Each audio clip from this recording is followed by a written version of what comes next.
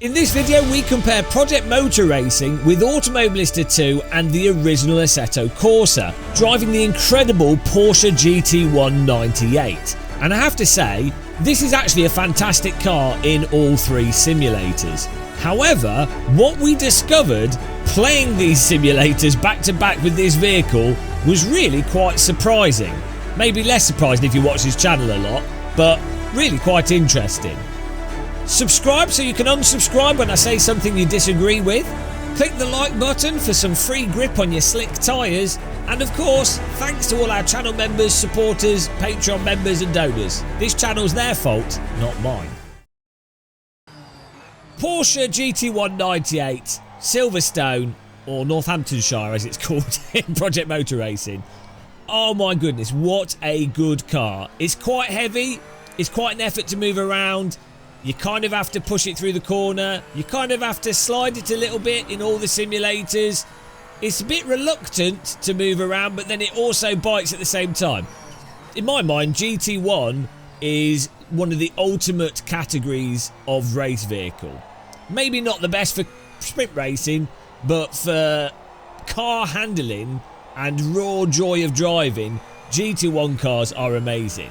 And this Porsche 98 is one of the top points. I wouldn't put it at the very top, but it's one of my favourites.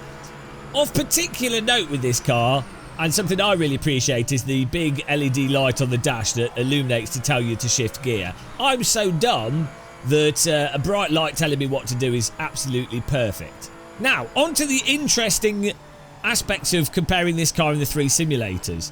What really struck me, going from Project Motor Racing to Automobilista 2, is actually how similar the driving in Project Motor Racing is to Automobilista 2.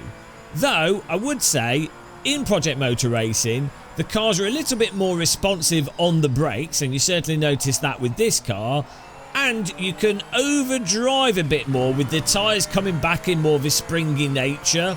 Whereas in Automobilista 2 with this car, you have to be a lot more careful, avoiding accidentally getting the rears over the limit and having an uncontrollable slide to catch. And you also find in Automobilista 2 that the car is a bit more reluctant to actually slow down and brake.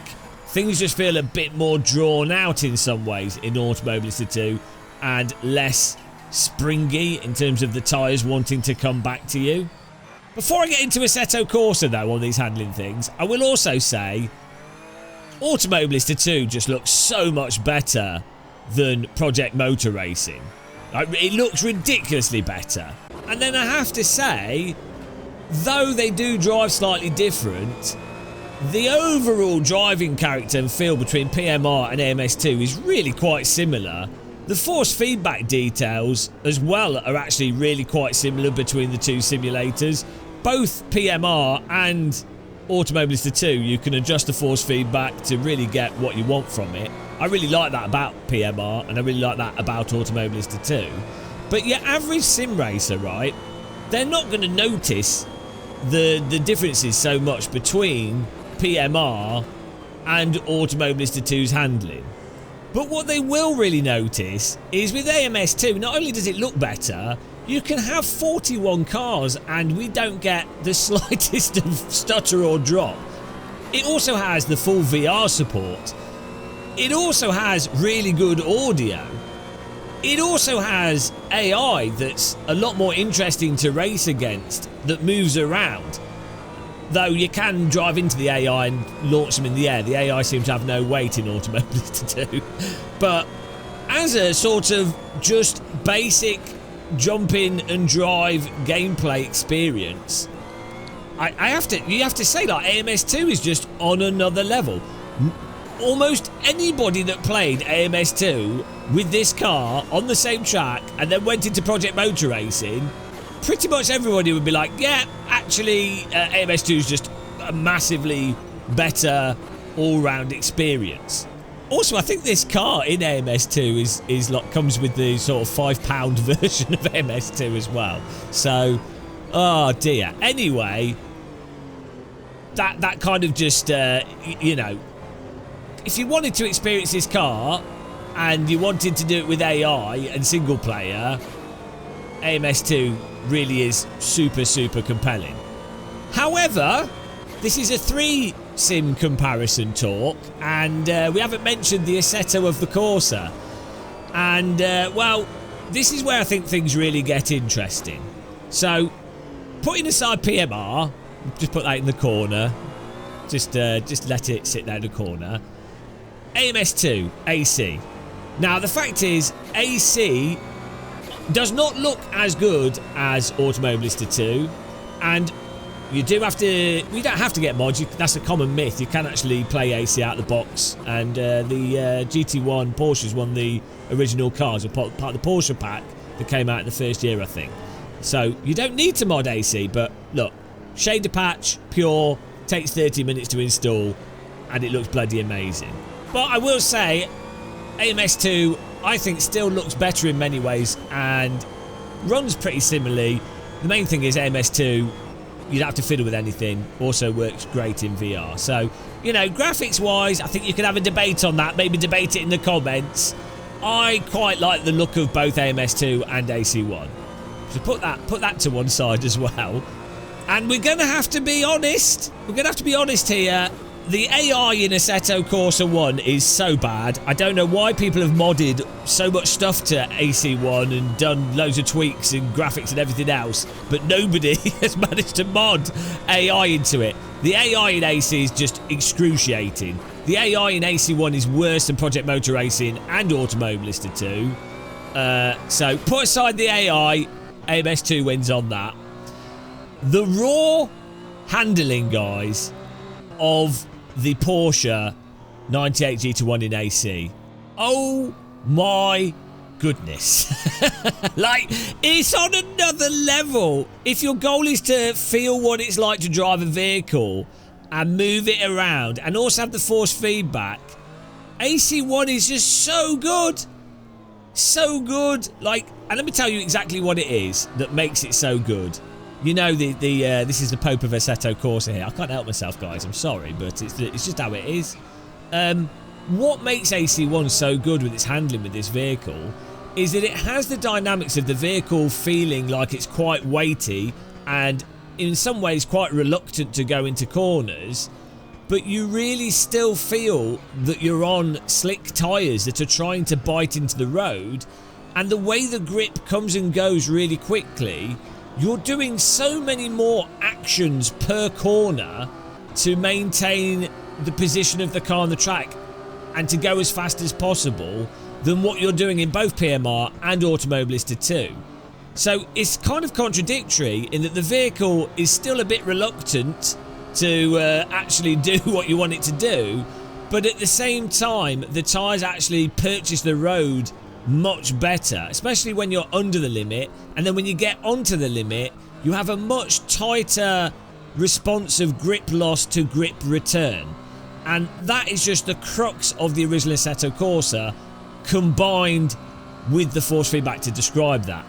When you go from AC1 back to Automobilista 2 or Project Motor Racing, you immediately just feel like the cars are on overinflated monster truck tyres with you kind of floating around as if you're always driving over the limit.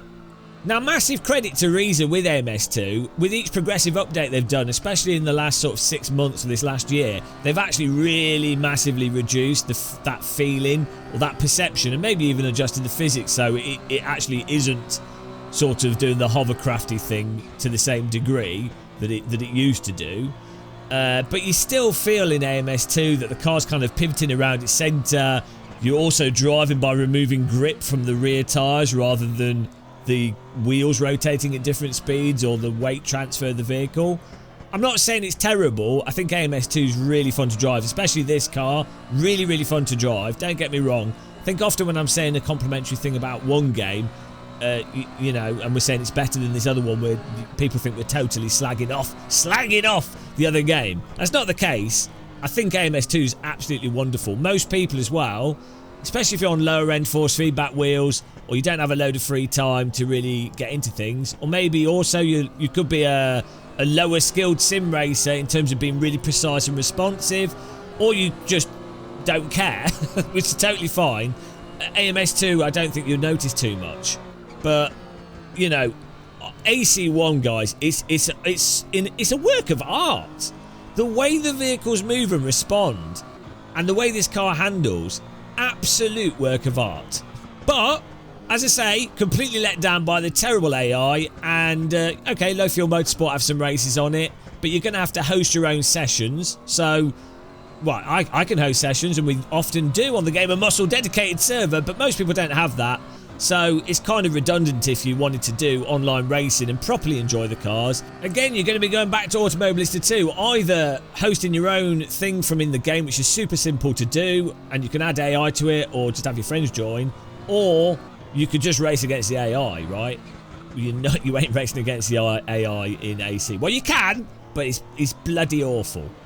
So, to summarise, these 3 simulators, obviously this is a bit of a limited specific case, but to summarise, I have to say, AMS2 comes out really, really well. And for the overall gameplay experience and overall enjoyment factor, AMS2 is going to be the sim to go for as a video game. Still, you can use it as a simulator as well, but as a general video game and having fun and getting into something, AMS2 is really good and I think wins out there.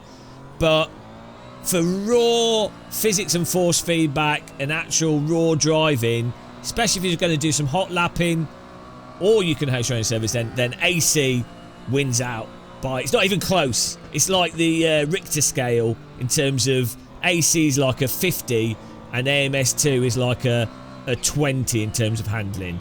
And then I'd actually say Project Motor Racing with this car, in terms of handling, is actually slightly better than AMS2 in many ways, but then the AI, the performance and everything else in PMR just completely ruins everything. So there you go. I'm sure this video will have upset someone, but hopefully you subscribed so you could unsubscribe. That's the hope. That's what that's for. It's all good fun at the end of the day, and you know, you AC is basically free, and MS2 is so cheap, especially when it's on sale. You can't go wrong. It's easy to get sort of sucked into the negativity of sim racing and new launches being a bit disappointing and things not being finished, you know. But actually, this is basically old man talking here. You can look back in time and you can always find some positivity in the past and good value in the past with video games, and especially with simulators. In fact, I would say just throw all these in the bin and get Nigel Mansell's World Championship on the Atari ST, and you don't even need 3D graphics, you know, and you'll have a great time, and you'll be totally... and it'll run fine on your new computer.